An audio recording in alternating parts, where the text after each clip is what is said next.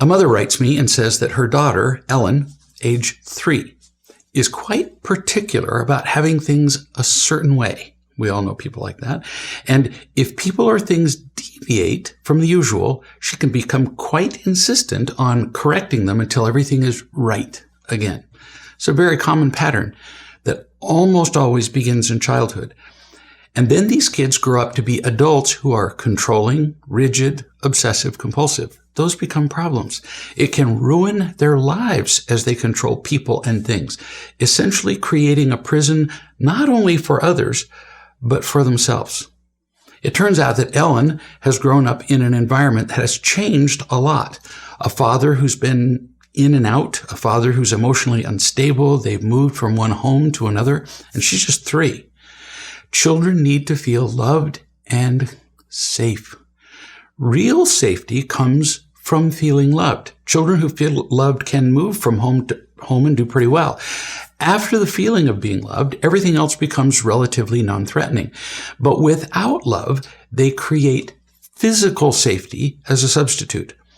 Obviously, a certain amount of physical safety is desirable. We wouldn't let a toddler play in the middle of a busy road. But after reasonable safety, controlling things becomes emotionally confining and a habit that interferes with everything else. We have to teach them to be flexible and to identify what matters and what doesn't. So we'll look at just a few examples from Ellen, this 3-year-old.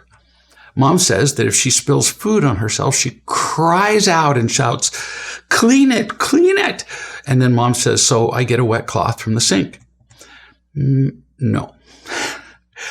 1, when you go to get a cloth without meaning to, you confirm that something is wrong and must be fixed right then because you're responding to this frantic, clean it. And you confirm the legitimacy of her obsession with order. You really do. She's looking for it.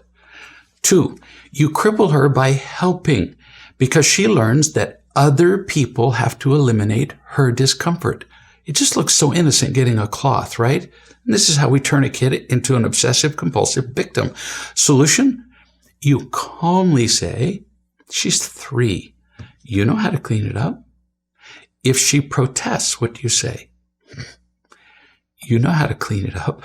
Really, it's simple.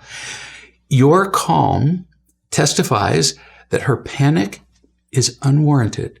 You don't have to say, "Don't be afraid." In fact, that's a fairly stupid thing to say uniformly. Your calm says that her panic is not real without correcting her. 2, by being calm, you remove the drama of her obsession, which is one reason she does it. One of many reasons. The whole gives her a kind of a hit of excitement. And 3, you make her responsible for maintaining order, and you eliminate the rescuing and victimhood. Beautiful. Just your calm does all that. Mom gives another example. She says, if I sing the wrong words to a song, she says, no, letting me know that I was wrong, trying to control things again. It seems so innocent, but it's not. This kid will grow up without some help to control everything and everybody. I've seen it over and over again. I know a woman who badly wants to take care of her granddaughter, but she can't. She can't take care of her own granddaughter or be in the room alone with her because she can't stand messes, bugs, dirt, disorder. Well, kids come with all that. And when she freaks out, not particularly good for the granddaughter. So what to do about this freaking out about the wrong words to a song? Again, calm, and in fact, laughing. Make light of it. Sing it wrong again. Really, not sternly, like my voice. I'm being stern with you. Sing it wrong again. Tell her there are lots of ways to sing the song. She's just used to one way. You say, I know your way. Sing it her way if you want. And then say, and there's some other ways. Encourage her to make up a new word or a sentence for the song in that place. You make up another one. Show her that we don't sing to get it right. We sing to have fun. Of course. She'll do the same with, and then mom says she'll do the same with her books that she has all memorized. She has an amazing mind. So you can't vary the story by a comma, a pause, or a word, just like with the songs, honey. Tell her that people can make up their own stories and it's okay.